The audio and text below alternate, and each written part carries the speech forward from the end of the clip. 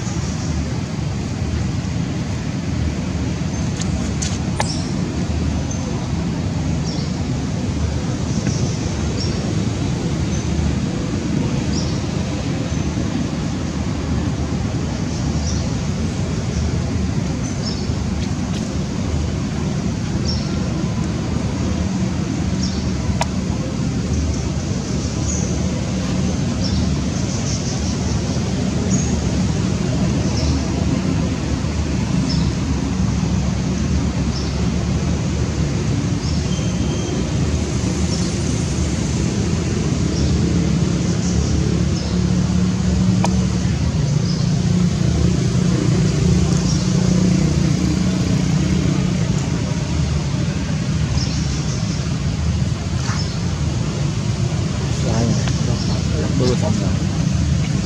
Mana ya? Kayak yang video đã YouTube bằng điện. Ngặt cho mana? Lái chốt người ta rồi. Lái chốt xe người cũng mèo đây xe. Xe tốc độ giảm tốc, xe tốc độ nhiều người. Nhá, nhiều cái người. Biết à? Cái người vô kia nó tự động. Ôi mày. Không phải con người.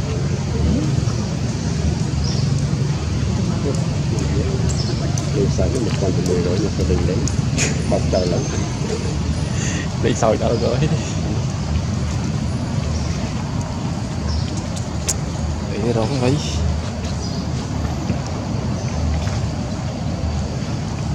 học rồi đọc tiếng thôi mà bây giờ đi học rồi thì tôi đã giáo sư được